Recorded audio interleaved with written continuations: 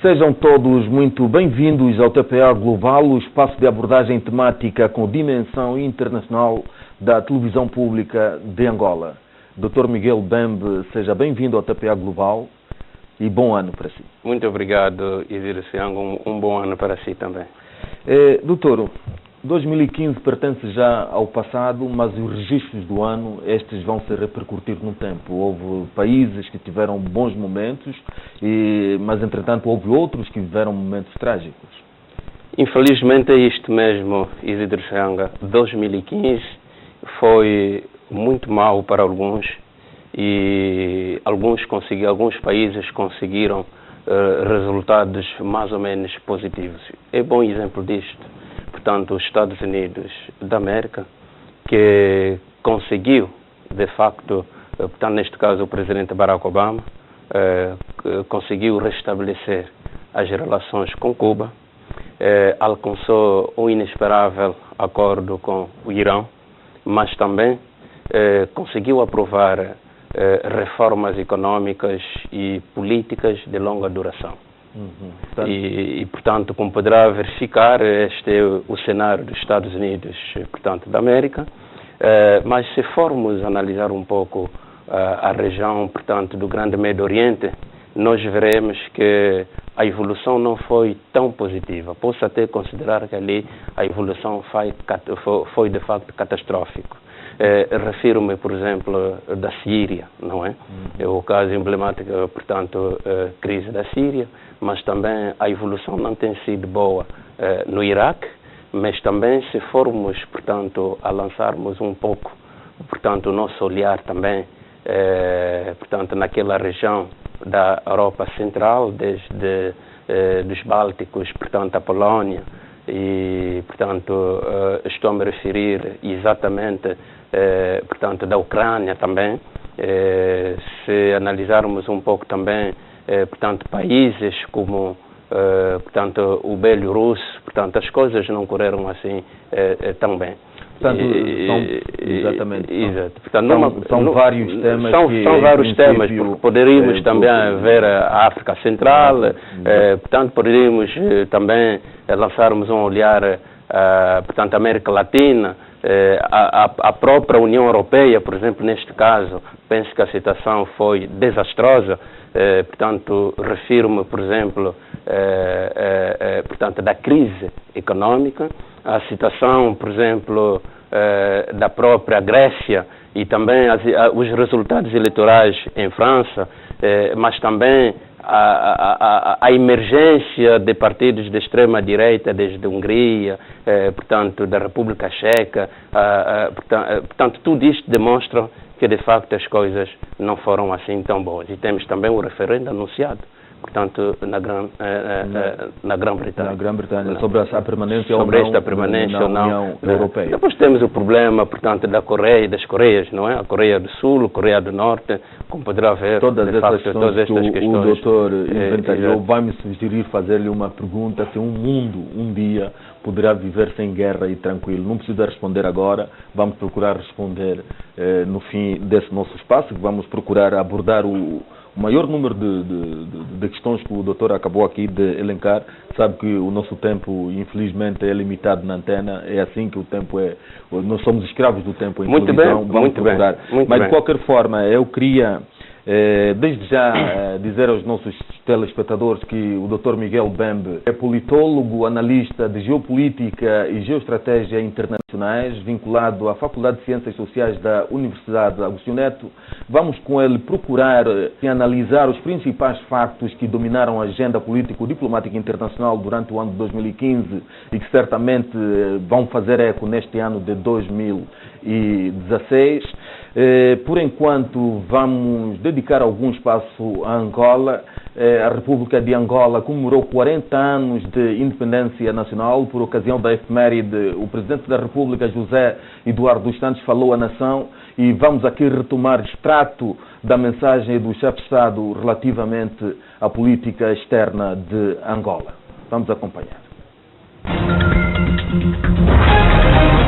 No plano externo, todos os países realizam esforços para preservar a paz e a segurança e promover o bem-estar das suas populações. Foram, por isso, definidas normas de convivência e de relacionamento para tornar o mundo mais seguro e garantir uma vida digna para todos. Angola não é uma exceção e tem cumprido todos os seus compromissos, respeitando as normas de convivência e relacionamento bilateral e multilateral, porque pugna por um mundo mais seguro, mais justo, mais solidário e mais fraterno. Infelizmente, o egoísmo e o desrespeito das normas do direito internacional e, particularmente, a ingerência nos assuntos internos de outros Estados por países mais fortes são fatores que geram instabilidade, tensão e conflitos armados, com consequências políticas e sociais graves, pondo em risco a segurança internacional. A nossa esperança e confiança recaem sobre as Nações Unidas, que deve ser dotada de todos os instrumentos para que proteja melhor a paz, a segurança e os interesses de todos os povos, começando por uma melhor coordenação da ação global contra o terrorismo e a favor da proteção do planeta do aquecimento global e das consequências negativas das alterações climáticas. O nosso país é muito respeitado e goza de grande simpatia desde a proclamação da independência nacional. Tem levado a cabo uma política regional e internacional norteada pelos princípios da defesa da liberdade, da autodeterminação e independência nacional dos povos e da amizade e cooperação mutuamente vantajosa entre os Estados. Angola respeita as cartas da União Africana e das Nações Unidas, onde, pela segunda vez, desempenha o papel de membro não permanente do seu Conselho de Segurança e junta a sua voz aos que reclamam pela reforma das Nações Unidas, a fim de a ajustar às necessidades do mundo multipolar em que vivemos e de assegurar uma presença permanente em pé de igualdade do representante de África no seu Conselho de Segurança. A defesa dos interesses da África é uma prioridade absoluta da nossa diplomacia. Continuamos a desenvolver, como no passado, uma diplomacia ativa e construtiva, tanto no plano bilateral como no multilateral, para fortalecer a amizade, a cooperação e estabelecer parcerias vantajosas para as partes. A roda da história gira para frente e revela as novas facetas, vitórias e sucessos dos que ousam ser perseverantes e determinados. Angola tem condições para continuar a evoluir e ser sempre uma estrela nos céus da África. Honremos a nossa história. Viva Angola!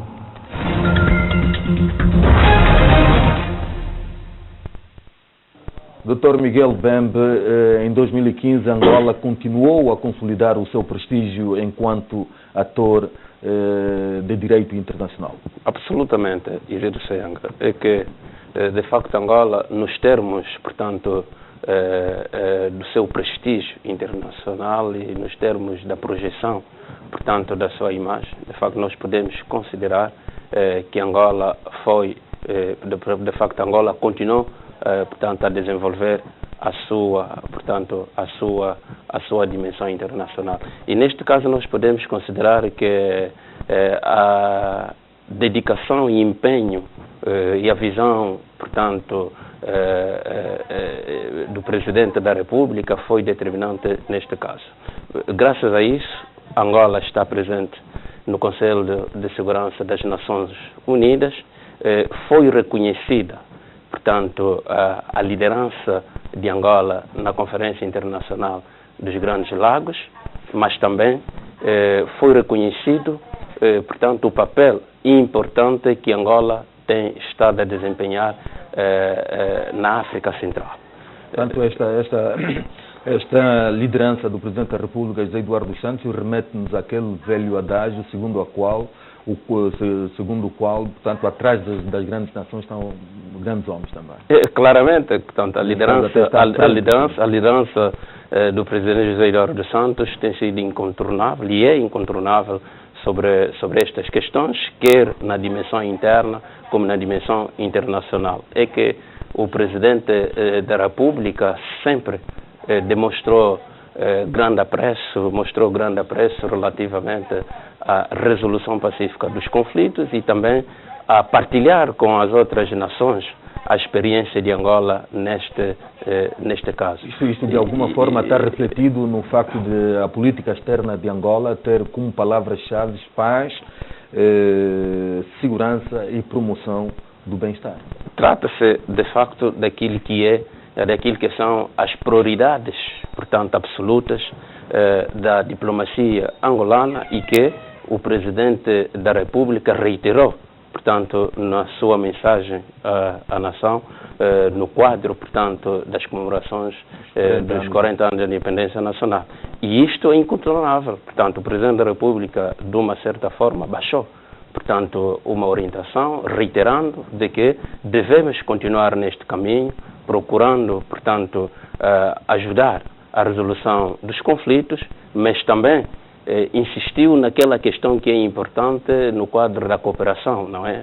No quadro bilateral e internacional, mas vamos refletir no quadro bilateral em que nós, portanto, o Presidente da República chama a atenção no sentido de continuarmos a desenvolver, portanto, uma diplomacia ativa, mas também portanto, estabelecendo parcerias, portanto, com vantagens recíprocas, no sentido, portanto, de podermos ajudar a desenvolver os nossos países, portanto, promovendo os nossos interesses, os interesses dos angolanos. Isso dentro do plano bilateral, mas no plano multilateral é de se esperar que em 2015 e 2016 Angola, digamos que continue a bater-se pela promoção da agenda africana.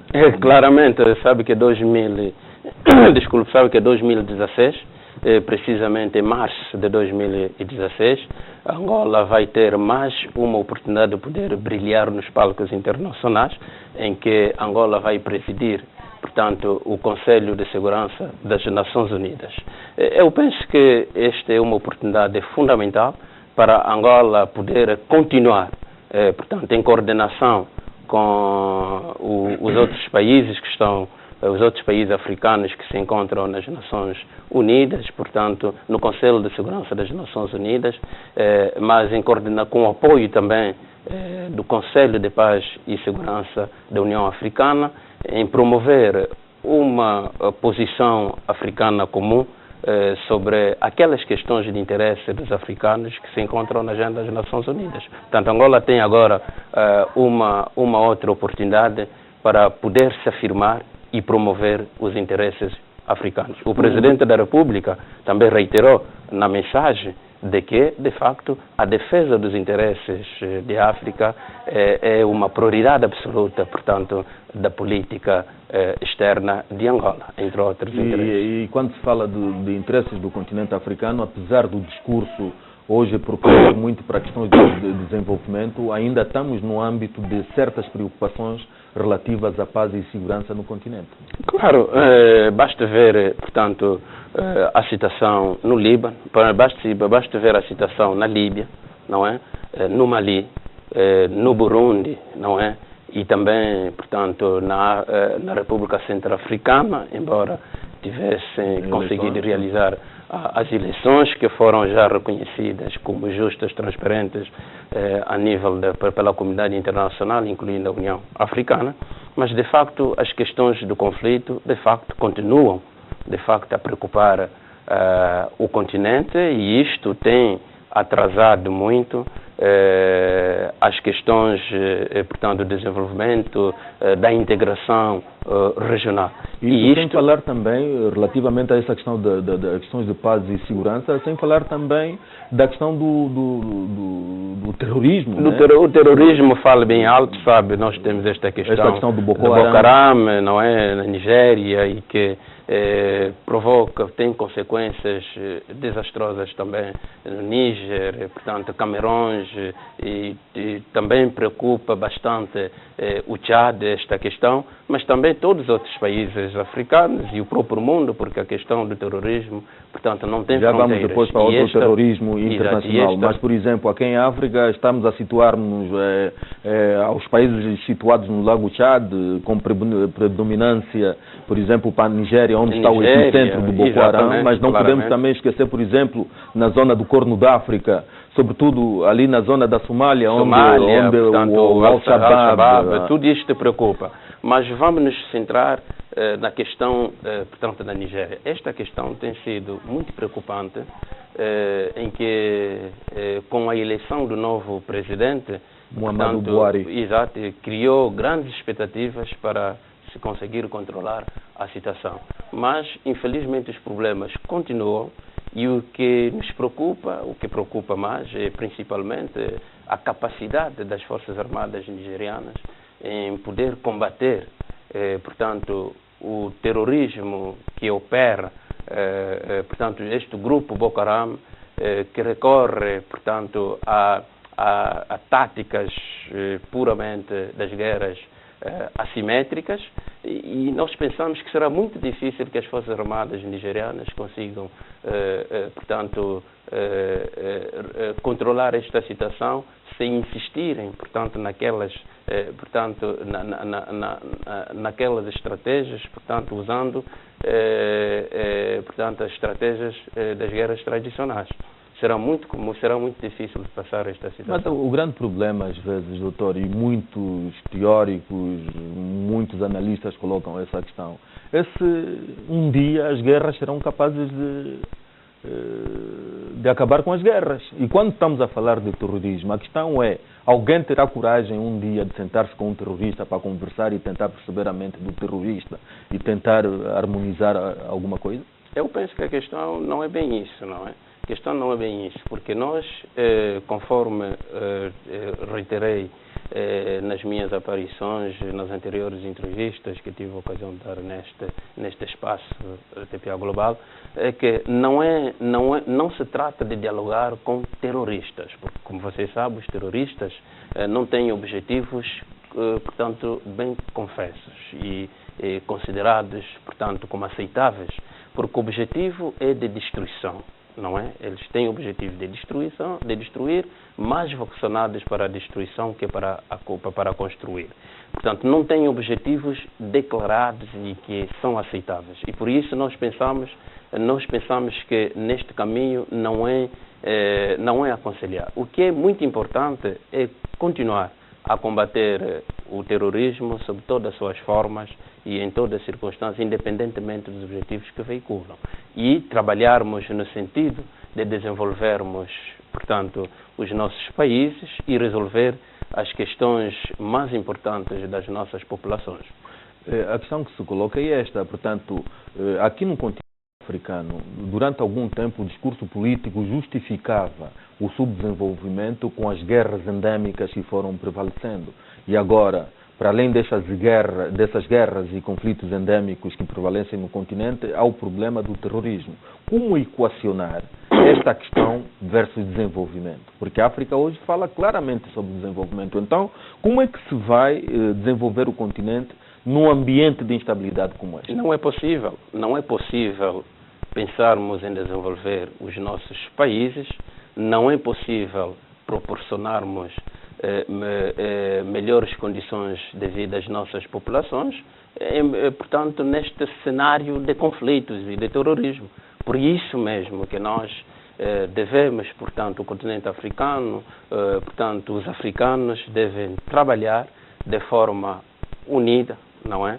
De forma mais concertada para combater o terrorismo e outros conflitos que vão surgindo, portanto, nos nossos países e no continente, porque sem a paz, sem a estabilidade, sem segurança, não é possível desenvolver os nossos países. Por isso que é muito importante que todos nós nos unamos, portanto, todos os países se unam, portanto, tenham uma só voz nestas questões e trabalhar em concertação e em coordenação para parar uma vez por todas esta conflitualidade. O doutor já aqui enunciou a questão da República Centro-Africana, que realizou eleições que foram internacionalmente reconhecidas, e embora isso não venha a curto prazo, pelo menos significar já paz e estabilidade naquele país, que continua dividido por vários grupos rivais. Claro.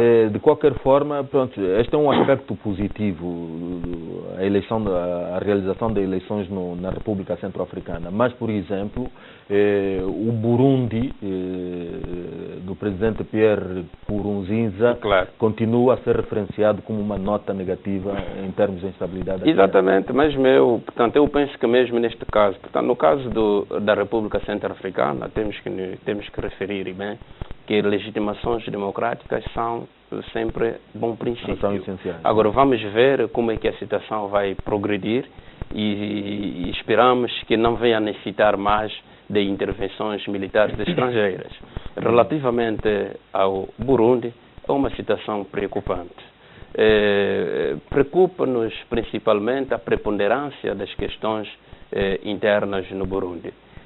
Mas também portanto, temo que no Burundi venha a acontecer, esperemos que não, aquilo que aconteceu há uma geração, portanto, no Burundi, no Uganda, no Burundi, Ruanda e também no leste da República Democrática do Congo.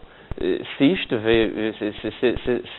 se concretizar, será muito mal para aquela região, mas também para o continente, porque será difícil garantir e assegurar, portanto, a sobrevivência soberana destes países. Está a faltar visão política estratégica das lideranças ali localizadas para evitar que a situação evolui para esta dimensão. Eu penso que será muito importante que os nossos países, a comunidade internacional, a própria Conferência Internacional dos Grandes Lagos, sabe que o nosso país está muito empenhado, presidiu até 2015. Continua empenhado no processo. Vamos ver o que vai acontecer nos próximos dias, se vai, portanto, formalizar mais uma vez a nossa continuação. Vamos ver o que vai acontecer, mas o mais importante é que a situação no Burundi exige mais atenção, portanto, da comunidade internacional e dos nossos países para se cautelar exatamente estas situações. Sabe que o genocídio aconteceu no Ruanda e é muito importante acompanharmos com mais atenção e prepararmos para que estas questões não venham a acontecer. Doutor, o nosso tempo vai indo. Em todo caso, antes de deixar o continente africano, queria perguntar-lhe como é que avaliou, como é que acompanhou a Cimeira China-África realizada em Johannesburg, na África do Sul. Bom, eu acompanhei e portanto, a distância e avalio esta cimeira. Há um certo consenso analítico de que houve bons resultados, né? No plano simbólico, naturalmente, que agora espera-se por concretizações. Não? É simbólico, porque isto depende também da capacidade dos países, de cada país, em poder, portanto, apresentar projetos que sejam absorvidos. É isso. Mas eu penso que será muito importante nos apostarmos principalmente em parcerias produtivas. Entretanto, a África precisa, não é, de meios, nomeadamente dinheiro, para poder financiar Mas esse dinheiro que a China está disponível a a emprestar. Vamos ver portanto, os resultados desta cimeira. Eu penso que é cedo demais, ainda é cedo para poder fazer a avaliação. Vamos ver, portanto, os resultados desta bondade, portanto, chinesa. Doutor, vamos então avançar um pouco nesta análise, situando-nos no Médio Oriente, que no fundo é a região mais nevrálgica quando se fala de conflitos no mundo nessa altura. Portanto, como é que está a acompanhar a situação na Síria, por exemplo? É com muita preocupação que acompanha esta situação na Síria e no Iraque. Mas eu penso que estes vão continuar a ser pontos quentes durante o ano 2016, mas também gostaria de incluir outros pontos quentes de emergência, nomeadamente a própria Turquia, não é? O Irão, a Arábia Saudita e Iêmen. Portanto, estes vão ser seguramente para aquela região regional exatamente. Muito latente, portanto, esta região vai ser de facto uma região quente durante o ano 2016, entre outras regiões. A entrada da Rússia na guerra da Síria, né, ao lado das forças do presidente Bashar al-Assad, baralhou um pouco as contas de alguns laboratórios de inteligência dos países desenvolvidos. Provavelmente que sim. É muito importante compreender que, por exemplo, os ocidentais, não é, queriam depor de imediato o presidente Bashar al-Assad. Mas este não foi o entendimento do presidente Putin. O presidente Putin prefere, não é, mantê-lo no poder para tentar assegurar a continuidade de um Estado na região. Não inviabilizar o Estado tal como aconteceu em algumas situações, como por exemplo no Iraque. Não se pode correr este risco, não é? Porque nós não podemos considerar alguns grupos como terroristas moderados. O terrorista deve ser considerado como tal. Mas é o que está a acontecer. É o que está a acontecer, atendendo aos próprios interesses geopolíticos e geoestratégicos das grandes potências. A terminologia hoje é de se ajudar alguns grupos terroristas e dizimar outros. O mais importante é que temos Estados também esclarecidos, lideranças esclarecidas e que estão a contrapor-se a isso. E isto é o mais importante. Existe algum equilíbrio e vão chamando a atenção às outras potências que querem enveredar para este caminho errado. Como é que o doutor encarou aquele incidente que levou ao derrube de um Sukhoi 24 da Rússia por um F-16 da Turquia? Foi um incidente infeliz, foi um incidente muito infeliz. Planificado. Planificado. Segundo a diplomacia russa. Exatamente, mas esta é a visão, portanto, da diplomacia russa. Mas o mais importante é que este incidente atrasou também a derrota, não é, do Estado Islâmico. Portanto, isto que eu tenho que dizer. Mas o mais importante nisso tudo é que existem alguns desenvolvimentos positivos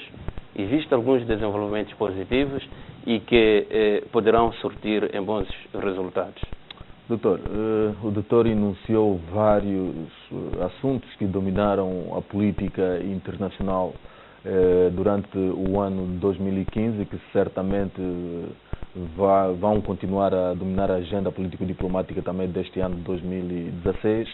Em todo caso, o nosso tempo correu, não perdoou, somos escravos do tempo, mas antes de encerrar, faço aquela pergunta, repito-me naquela pergunta que fiz quando iniciamos esta conversa. O mundo será capaz de viver sem guerras, sem conflitos? Eu espero sinceramente que sim, mas temo que não. O doutor não é dos poucos que teme que não, sobretudo porque os que dizem que não, dizem também que, em alguns casos, as guerras estão a alimentar nações, estão a melhorar o desenvolvimento, o desempenho do produto interno bruto de alguns países. Na guerra vende-se desde a bolacha à bomba. Claramente, é que a sociedade internacional é anárquica. E temo que não, porque parece-me que o mundo é cada vez mais obesiano, num olhar permanente do Leviatã. Portanto, eu penso que todos trabalhamos, todos desejam que as guerras não façam parte, portanto, da convivência. Mas eu também gostaria de sublinhar que os conflitos fazem parte da convivência, portanto, humana e da sociedade.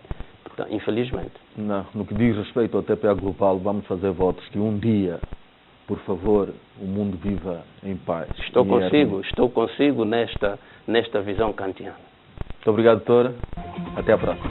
Obrigado.